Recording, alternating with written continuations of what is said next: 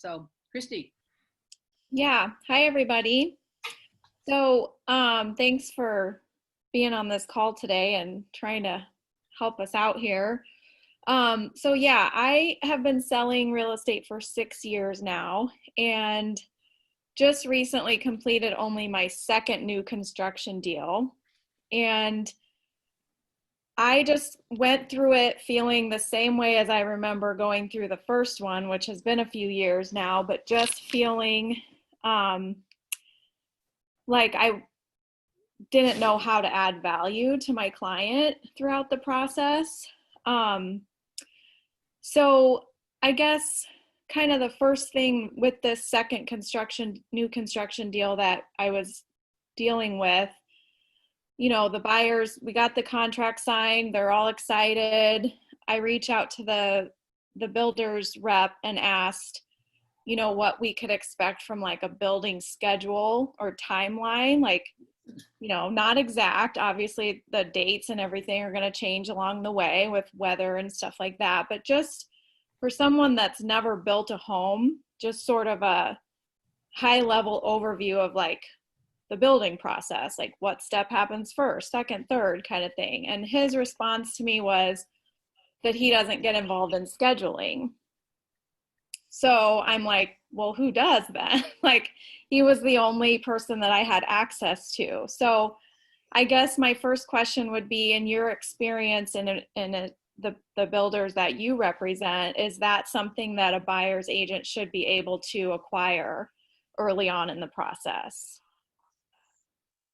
Okay, who wants to take this first? I can jump in. Yeah, go, Nicole, as I can. Okay. Yes, that is something that they should be able to tell you, definitely. With us, I'm looking at a spreadsheet right now. Every single job that we have going, there's 65 right now. I can tell you which sub is in the house. I can tell you what they're working on right now, and I can tell you when it's going to be done. And so you should be able to get those sorts of answers from the builder that you're working with their, and they may not be obviously to the day like we are, but they definitely should be able to tell you, the first place you want to go is to pick out countertops because they take the longest, or, they should be able to give you a good schedule so that your clients have plenty of time to make decisions and don't feel like it's a rushed process.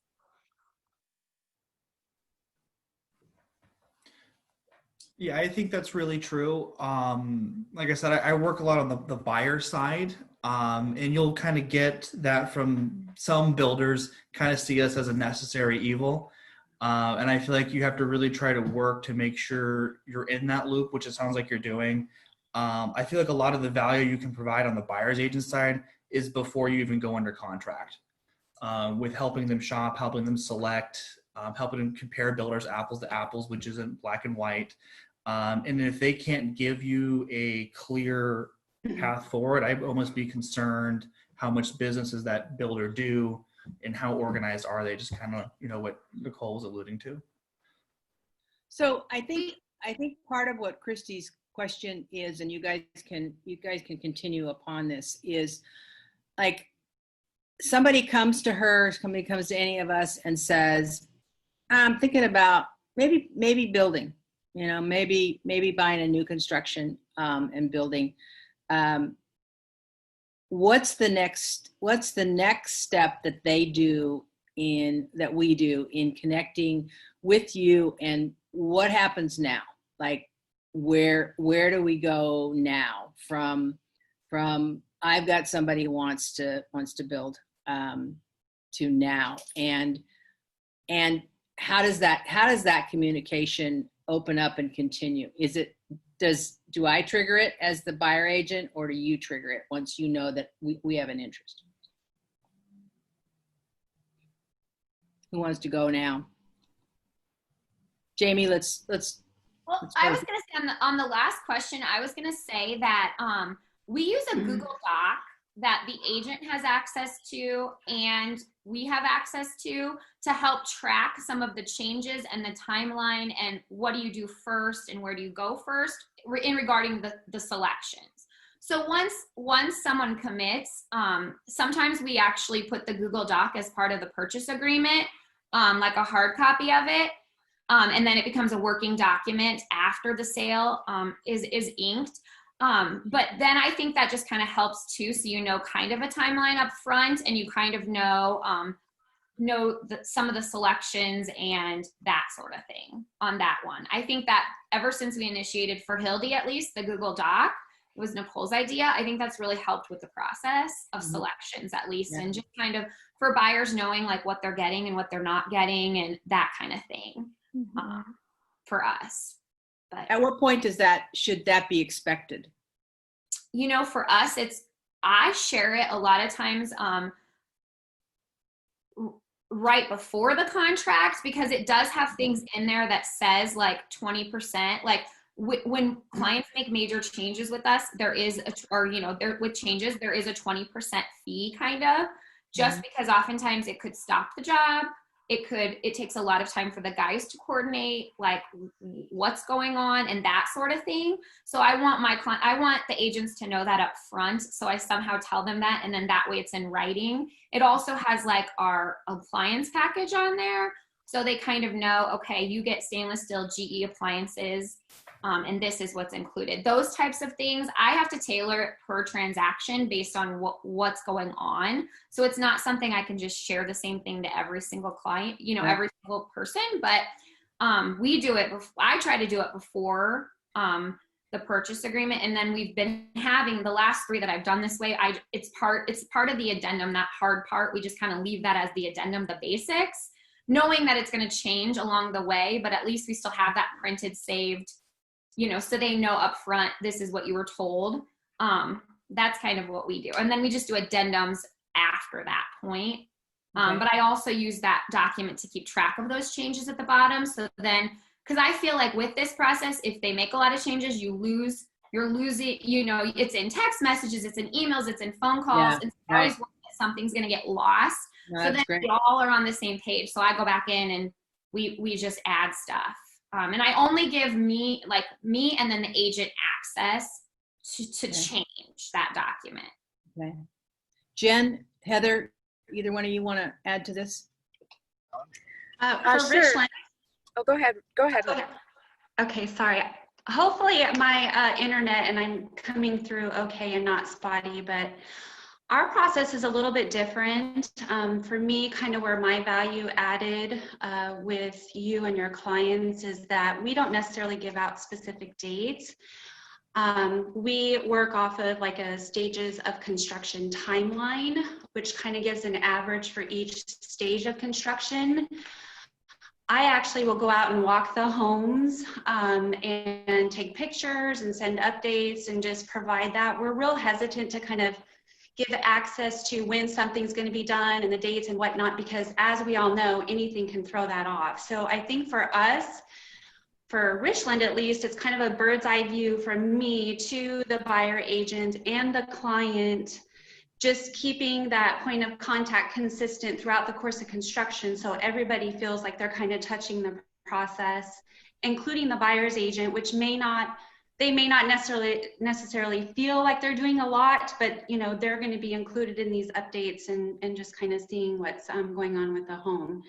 Just having them be involved. So if there is an issue that does come up, it can be kind of a third party that can give an opinion and help kind of iron out some of the difficulties that we all know does happen during the course of construction, and having that support and kind of that team mentality to get to the end goal, which is building a beautiful home for their client. Okay. Jen? Jen, you want to add anything? Yep. Okay, thank you.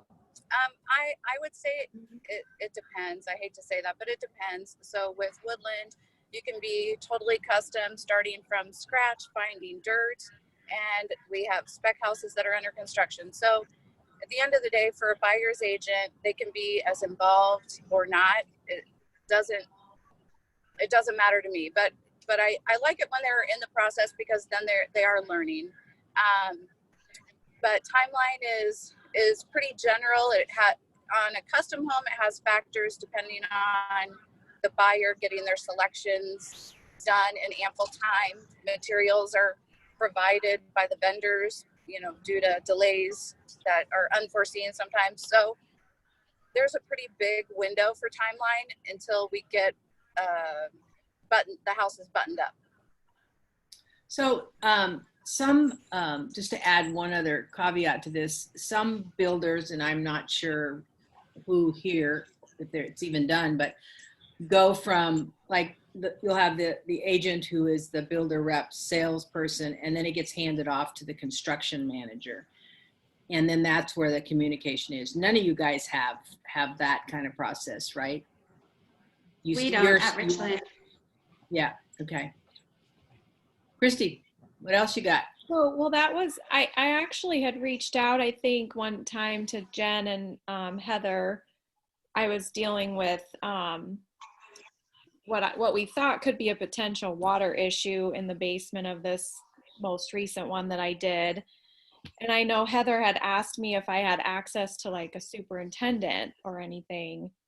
And I didn't. I mean, I just had access to the seller or the builder's agent that whole time. So I guess, like, is it common to have communication or access to somebody else as issues come up, like the superintendent or builder manager or whatever, or is that mostly going through you guys as the builder's agent? Anybody want to take that? For me, I'm the main point of contact, but I know I've worked with other builders where there is access to the superintendent. So I think it just kind of depends on the builder and kind of what their protocol is. That's kind of the same for Hildy. I'm kind of, Jamie or I are your point of contact, but there are often times that we give Tyler, the job superintendent, or dean's numbers to people. I mean, if something comes up, a lot of times it's a lot easier for them to just meet them at the job and discuss it and walk through it than for me to play phone tag with everyone and try to explain something that maybe I don't completely understand to them. So we do give out those numbers, and if I can't or Jamie can't handle the problem, I guess.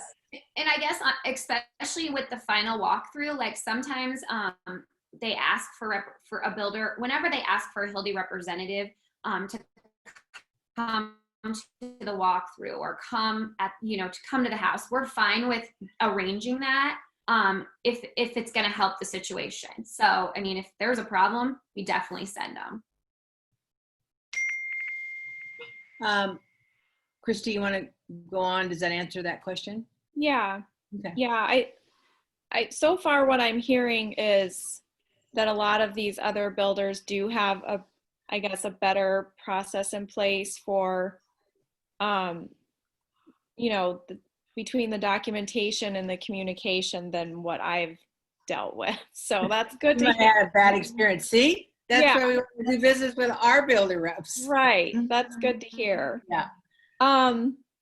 Well, I guess another thing, like along the way, every time, I was dealing with a particularly worrisome buyer as well. So that didn't help, but they had a lot of questions and concerns along the way. And all I felt I could do was bring those to the builder's agent's attention.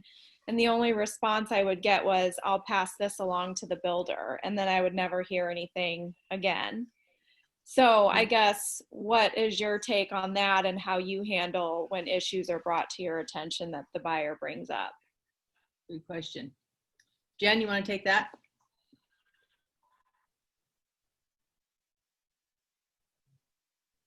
Sorry, I had to unmute. Sorry. I saw your lips moving.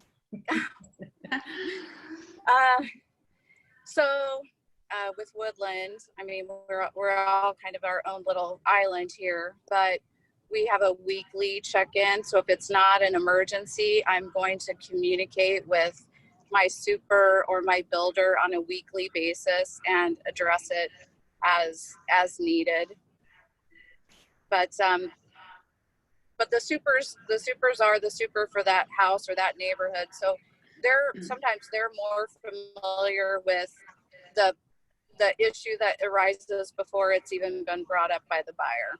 I feel like that happens a lot. The super is just maybe bad at communication to the agent, but they're already aware of something that needs to be addressed.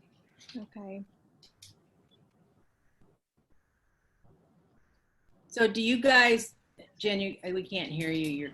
You're breaking up, but to the rest of you, till she comes back, is it annoying to you when we keep calling you and asking you questions? I mean, is there like a place where I know that's kind of putting you on the spot, but Yeah, you're so nice, Heather. There's a definite limit. No, I'm kidding. 5 questions per week. 3 times and that's it. No, that's why I try to be proactive, because I think the most information I can give the buyer and the agent to kind of keep them, happy, and they feel like they're not being forgotten about what's going on in their house. Like, I try to be overly I can't say that word, communicative. Yes. So they're not, of course there's those buyers that are really, I'll hear, like, I can hear from them every day, sometimes 5 times a day, and there's not much I can do to give them a peace of mind because they're very worrisome. But for the most part, I just try to be proactive to kind of head some of that off. And then I just do what I need to do to make sure, for the most part, that the buyer's agents, that they're comfortable. Every situation is a little bit different, but we do try to provide answers, as soon as we can, but we are at the mercy of the process and the superintendent and the builder too. So it may not be a quick turnaround that we would get an answer. So we just got to work the process. But I think we're all of the same mindset. We want to, obviously be able to communicate as soon as we can. We just have to sometimes wait. Mm-hmm. Neil? Yeah, because I am the other side of it, Yeah. working with buyers. And I think a lot of times, Chrissy's position is difficult. And there's sometimes where you just kind of have to keep pushing through. We had one come up at close last month where day of closing, shower guy is there making a quick tweak. We're about 5 hours before closing. He has a seizure in the bathroom, hits his head on the countertop and is bleeding. And his assistant pulls him out of the bathroom and he's bleeding all over the carpet. It's a $500,000 house. He's okay. But they took him upstairs, put him in the car, came back and said, you know what? We're going to finish the shower, then we'll take him to the hospital. And my client was like, no, absolutely not. He's not dying in my driveway. Take him to the hospital. So the builder's warranty guy was there. He was kind of like, the guy, the first tier. And he said, oh, we'll get that carpet cleaned and it'll be okay. And my clients weren't happy with that. And I called them to check in. They said, hey, Neil, all this has just happened. I said, hey, I'm on my way. So I get there and I'm like, listen, cleaning this carpet, there's blood stains this big. It's this $500,000 house. It's not good enough. And they said, okay, well, we'll talk to the superintendent. And the superintendent came out and the superintendent said, you know what, we can patch it.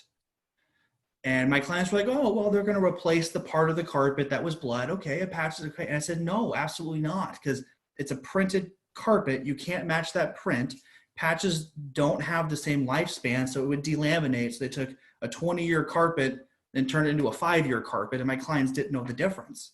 And so after that point, I just kept elevating it. And then I went from arguing, because then finally the superintendent's like, Neil, that's the best we can do. Anything past that's over my head. And I said, great, it's over your head. Let me talk to the owner. And so it took me hours, but we talked to the owner at the end of the day because we hadn't closed yet. And we made it really clear we had to get this resolved first. We ended up getting like 1,600 square feet of brand new carpet. The entire basement, they recarpeted before we would close.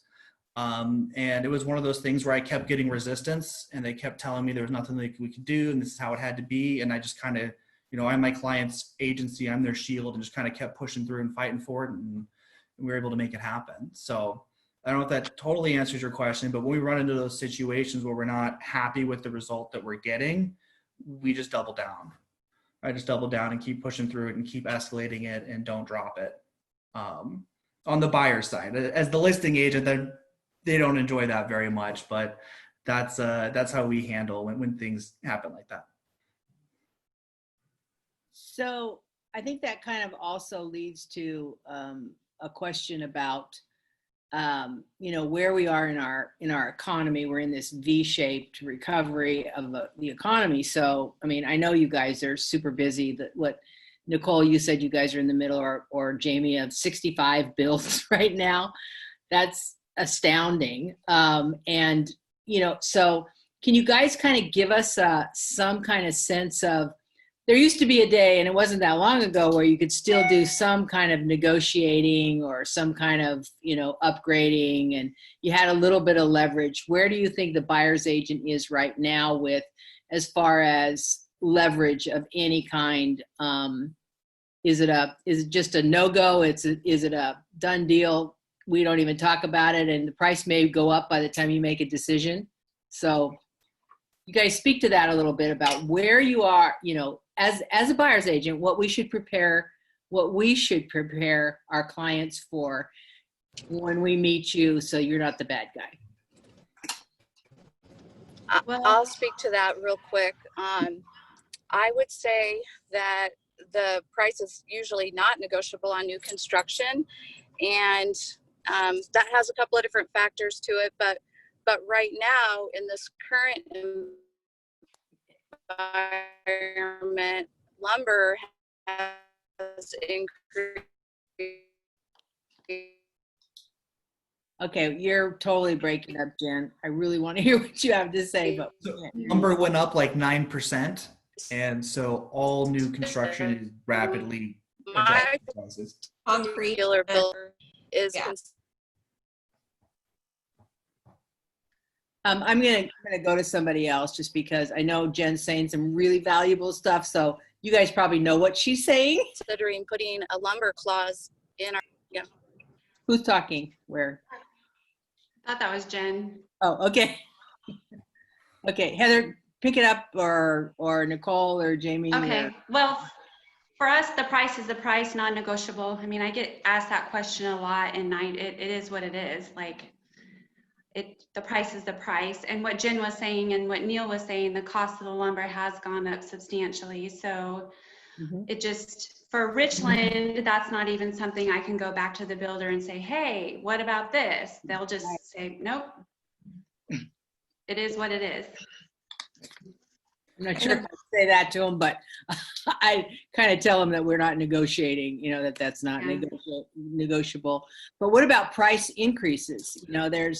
There's if people stop and they don't make a decision for a couple of weeks, their price increases could happen. So what's that prep look like? Maybe Jamie or Nicole want to take that? For us, if it's a spec home that's on the market completed, there's definitely could be negotiation. It's very much so depending on the neighborhood, how long it's been done and listed. It's all factors that the guys are evaluating daily. And so we really want you to, if you think you have strong interest to write an offer on something, especially if it's finished, contact us, because we handle it on a case-by-case basis on that. So I guess it really just depends on if you're looking to buy a spec versus a house that isn't finished yet. Okay.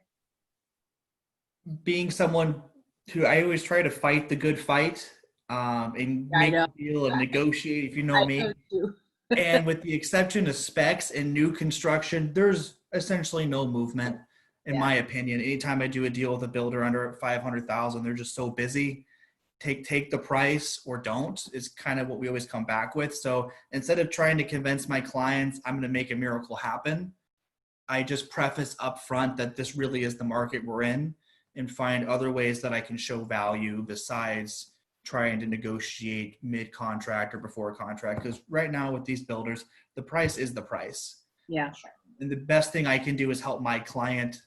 I can mirror what the builder is saying and help them understand that, so they don't feel like they aren't getting the right advantages. Like they're not getting, you know what I'm saying? Because if they think there's negotiation and they don't get it, they do get upset. But if we both are saying from the get-go, and all the builders we go to, we explain everyone is gridlocked. There is no price movement on this stuff. It's a lot easier for them to accept that up front. Yeah. So I just try to handle it that way now. Okay. Christy, back to you.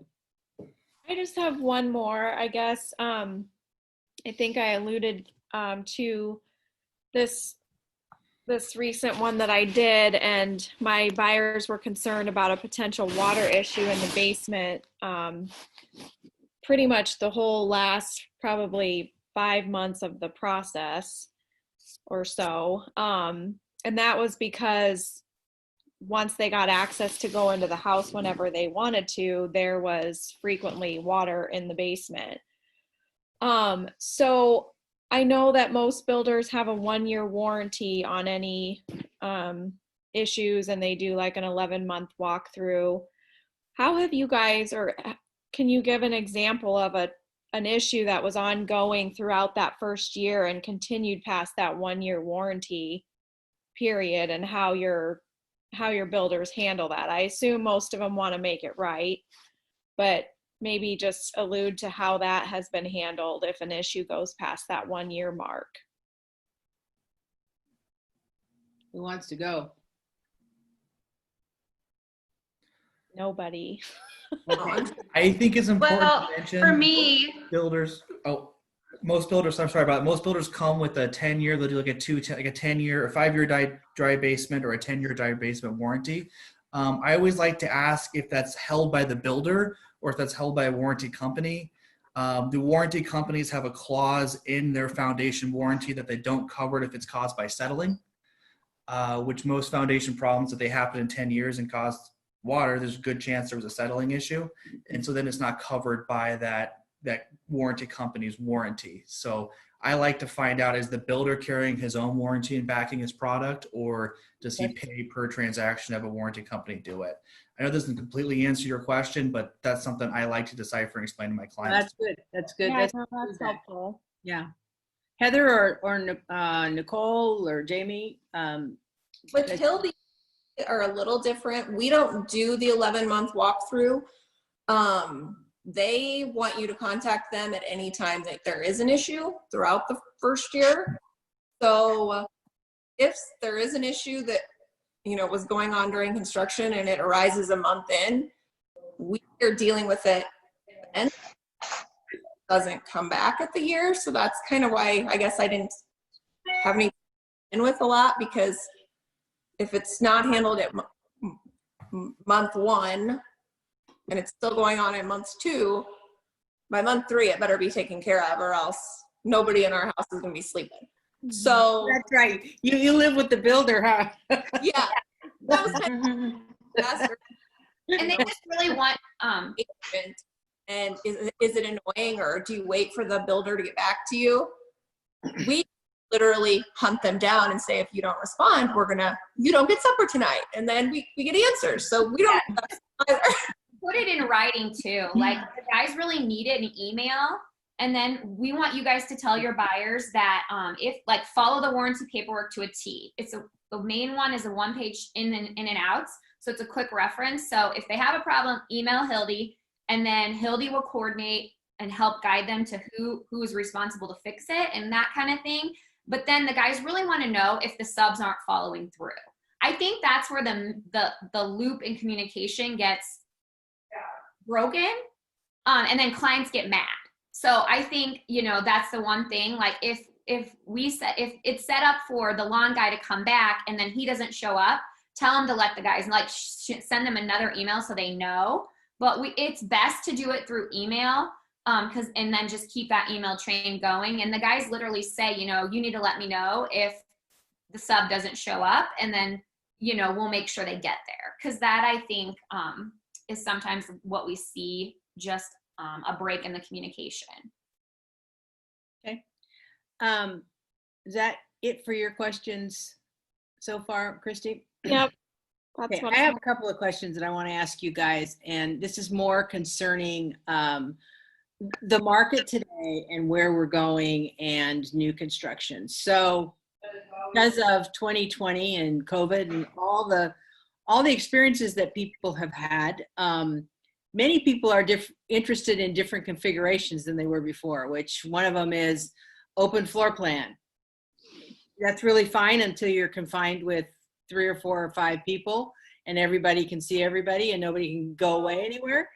and no home office things. So what are you guys as builders like? What do you have coming down the pipeline? Are there different designs that your builders are coming up with? Are people asking for different things? What's all that looking like? And I'd like to hear from all of you guys on that. Jen, you're Yeah, out of the truck. yeah, I'm out of the truck. Sorry, You I want apologize. to speak first to that question, Jen? You were shaking your head. Sure. Yeah, we are working on a couple of new plans, and for the most part, it's a smaller footprint with the same luxuries. Just trying to get our price point down and a little bit, not a lot, but a little bit. And because we feel like we miss out on some of those buyers just by say $25,000-$30,000. So I appreciate that my builder is always proactive and listens to the agents. And so, yeah, we're working on a couple of plans that just same footprint, just shrinking them down. Give me what's your price range, and where are your homes located? So Okay. each one of you guys can do that kind of same thing. Okay, sure. So Woodland Homes, and we have lots from Bennington to Lincoln to Council Bluffs, but our newest neighborhoods would be Aspen Creek North in Gretna, Westbury Farm in Elkhorn, Ashbury Creek Phase 2, Shadow Lake Phase 2 in Papillion, and then we can build in Granite Lake, Indian Point. We have a couple of lots left in Andresa Meadows, North Ridge. Those are both Elkhorn. Our lot inventory is a plethora. But our two-story, our Cabernet, which is where my model is really popular, but you really can't build it for under like $465 with the lot price included. Okay. And so, starting at $465 up. mm-hmm. Okay. Yep. Okay, makes total sense. Heather, you want to answer that question and then talk about Sure. the price ranges and Yeah.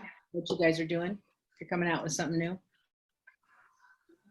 Yes, actually, we are getting ready to release, it's called our Element line, which is a smaller version of the Aspire line, which I currently sell, which is kind of our larger 3-car plans, 2-story and ranches. We are actually going to be looking at doing kind of like a split level, along with like a tri-level, multi-level plan that will fit on some smaller lots. We're trying to keep those under 300,000. The Aspire line, which is the one that you probably have seen the most of, those can go, I would say kind of 365-ish is our price range. And we build all over from Council Bluffs to Lincoln. We're in Gretna, Bennington, Elkhorn South, Elkhorn North, Papillion, and did I say Lincoln? I did say Lincoln. Yeah. So yeah, we're trying to take what we currently build and reduce it down a little bit and make, kind of hit that 300 and below price range for maybe those first time home buyers that are struggling kind of getting into something because the market is so hot right now. We're trying to, build something new that's affordable, which gives them some really great design options, but keeps their costs down. So that's exactly what I was looking for is like, what are you guys doing different now instead of just going up? So, builder brands, either one. I guess I can go. Okay. So we are in a lot of neighborhoods as well. We have Lakeview, we have our villa neighborhood out there. Our villas start $420 with the finished basement. No finished basement, we're getting them under $400. Some of them are going to back to the lake, the NRD lake out there that's coming in the next year or two. So that's there. Then we have Granite Lake, some Crossing, Shram Point, kind of in Papillion right now. Going back to Gretna, we have Aspen Creek, Bridgeport. Then as we kind of move north, we have quite a few homes in Blondo Ridges, Spruce Abbey, Indian Point. in Bennington. We're in Summerhill Farm. We're in Anchor Point. We just did a lot draw yesterday for Hidden Hollow, so that's going to be a new one coming up in Gretna, off like 192nd and Tram. Then we have villas and in Garden Oaks. We're in Millard, I guess, too. Most of our homes are kind of between the 450 to 565, kind of in there. We had said earlier, it's based off the lot and it's based off of how long the house has sat. The guys like to really keep product moving. So we have some in Summerhill Farm that are 419 and, you know, finished basement. And then we have some that are kind of on the high end. And we also have some townhomes that are going to be coming, a townhome neighborhood in Elkhorn as well. Cool. Yeah. Oh, and Have anything to add? one thing to add. Next time we will be in the same room, I promise. But Lincoln, we have stuff coming in Wilderness Hills in South Lincoln. And we have stuff coming, Boulder Ridge is our other neighborhood, as well as South Lake. Okay. So if you ever have Lincoln clients or anybody interested in Lincoln, definitely ask us, because we do have neighborhoods in Lincoln. Cool. Configuration wise, do you guys have any different kind of models that you're going to be building just because of what people are looking for right now? Kind of like what they were saying. We are seeing more people that don't necessarily need as big of a house. They kind of want new construction. They want some of the higher end finishes, but they don't need as much square footage. So we do have 2-bedroom on the main floors coming out, 3-bedroom homes, 4-bedroom homes, and then we go all the way up to 6 and 7. So, but yeah, we kind of run the gamut. Yeah.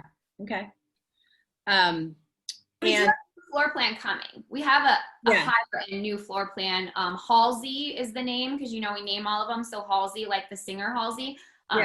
We've been waiting on her anxiously. I know me and Nicole are like biting at the bit to see a Halsey. And so Why? What do you she's think? gonna be really good. What's I don't know. What's new about the new configuration? New floor plan. Oh, Nicole, do you remember the new? It's what'd you say? I said I haven't seen it, so I don't know. I know. Ryan drew it on paper, and that's the last I've seen it. Like his sketch, and I just remember that the master bedroom was definitely separate from the main bedrooms like normal, but it had like a grand entrance into the master bedroom, more so than how ours are normally tucked behind. I feel like our masters are tucked behind always, and this one had more of a grand entrance. So it brought them more attention into going into that part of the house. Is the one thing I remember. So my last question to you, and then I want, if anybody else has any questions, please put them in the chat, or just put them in the chat, and we'll get to the questions. So we come out today to any one of you guys, and we want a house built. What's the timeline around? Like what's happening with timeline? You don't have to be exact, but you know, are we 6 months out, 3 months out, 2 years out? Like swimming pools are what, 3 years out? For Hildy, in basement to finish, it's 6 months. Okay. Jen, If you're starting from 9 months. what, Heather? I'm sorry, Richland, we're averaging about 9 months. Okay. Jen? I'd say 10 months if you're starting with a lot and a permit. You mean you already have the permit? No. Oh, okay. If they're picking the lot and having to wait for the permit. Depends on the jurisdiction. There's a lot of things that are out of our control that can affect the timeline. But Any of you builders, this is, I know, an additional question, but any of you guys see in the future building on more with bigger lots, bigger land, people asking for, I mean, we're hearing a lot of people that are, you know, giving us the, you know what, we just want to get out of the, you know, high density, and we want some space, some land. We don't even care if we have to rebuild, or are you hearing that?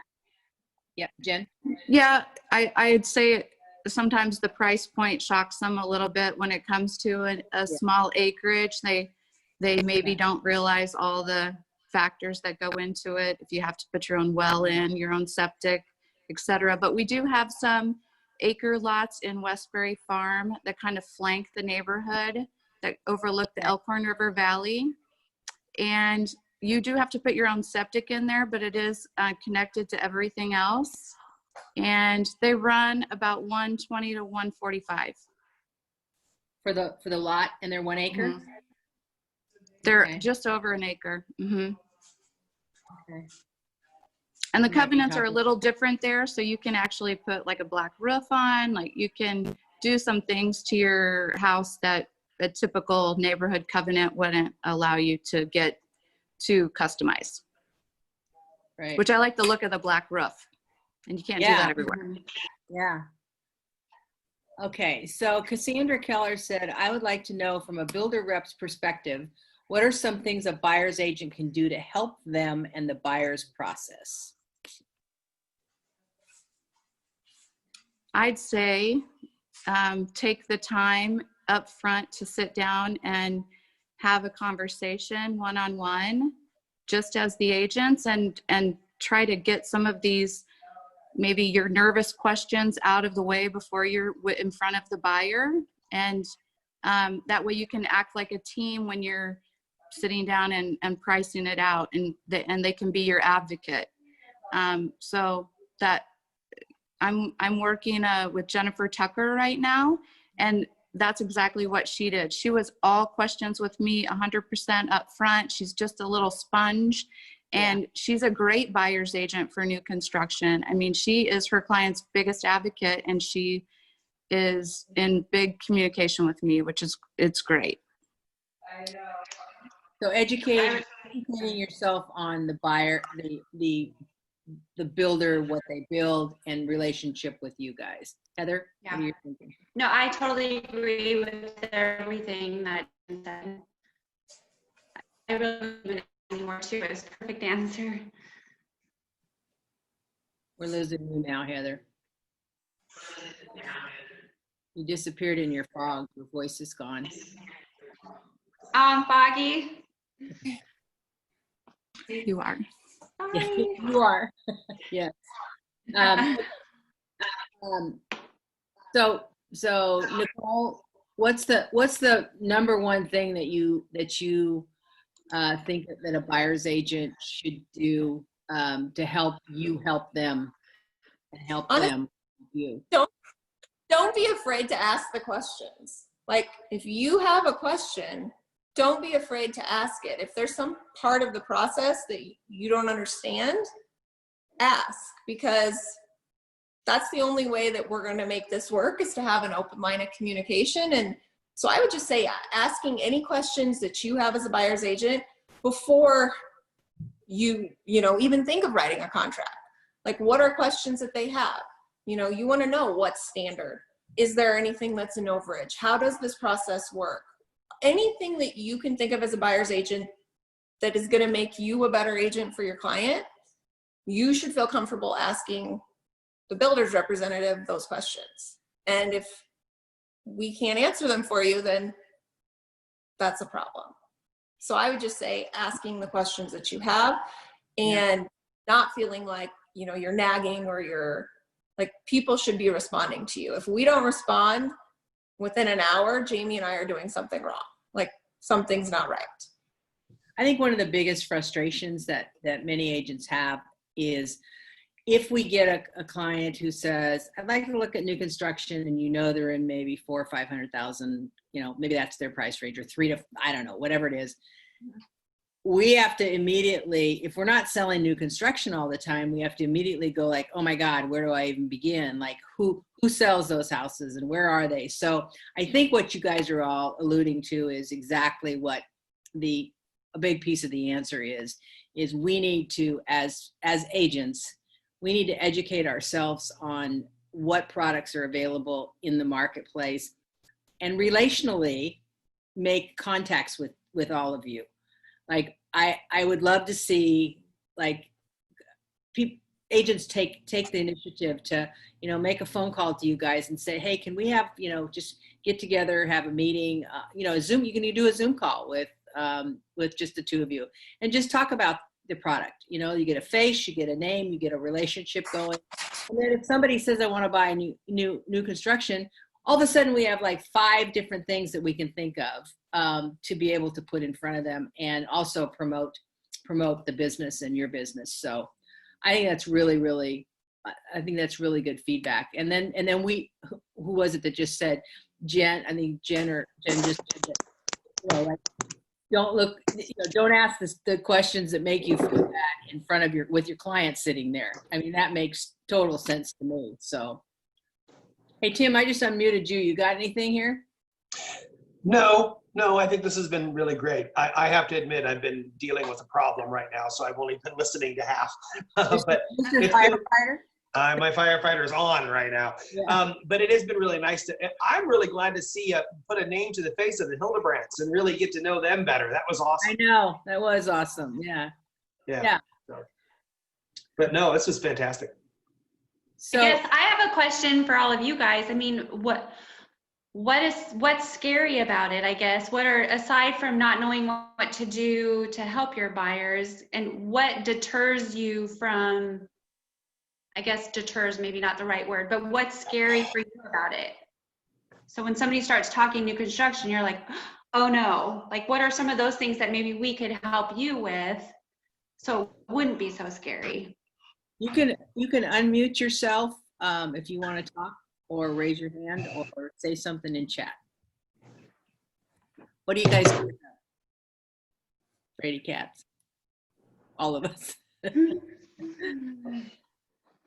Well, maybe, I would say part of the problem is if you look on the MLS for lots, they don't show all of them, right? I mean, I could sell 200 lots, 200 Woodlands today with the amount of lots we have, but they're not on the MLS. So maybe I could do a better job in showcasing what neighborhoods we're building in and what lot availability is out there. Good Yeah. point. A really good point. We have a client right now that I'm not concerned about losing them as a client because they're totally loyal to us, but they're doing all the work for trying to find the right place. And, they're putting stuff in front of us that I have no access to. Like a lot that I'll look up and it's not even, I haven't seen it. So maybe even in our own company that we could have some kind of a I don't know, a place for an information. Maybe we could even, do something in our intranet where we have, we know we can go there and at least see like what lots and things that you do have available. So I think that's some part of a work in progress that, you guys together can get together and decide what information that is lacking in the general public and get it to us. So before this wraps up, I made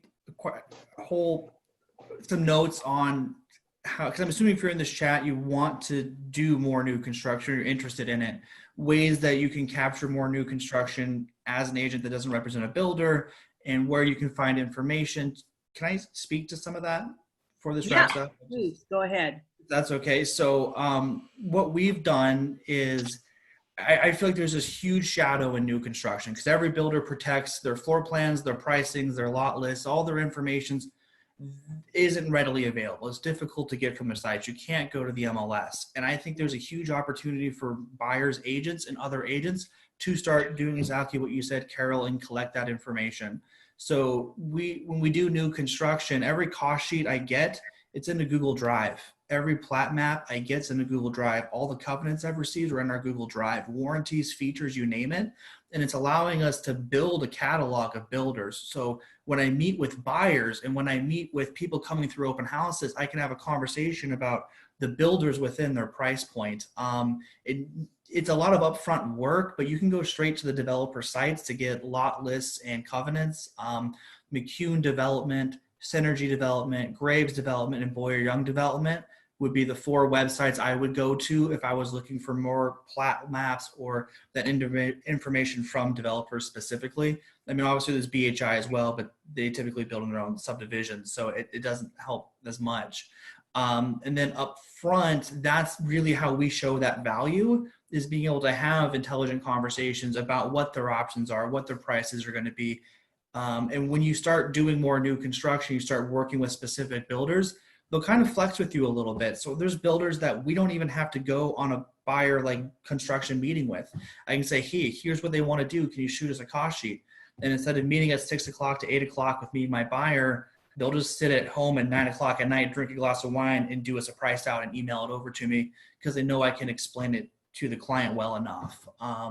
A lot of these builders don't do their own listings as well. So if you can build those relationships and you keep working with the same builder's rep within the builder, especially the semi-custom price point, it's easy to build that bridge and to start to get listings out of this from those builders reps, because they get referrals and they do send them somewhere. When we get into the transaction, there's always that, where do you provide your value? And I think the best thing an agent can do is on the experience side. Make sure you're taking photos, make sure you're keeping it exciting. People are most likely to refer someone within a transaction. Well, now you have a 9-month transaction. So you've extended the window when someone is most likely to refer you. And I think we can take advantage of that very well and also be improving the experience for these buyers.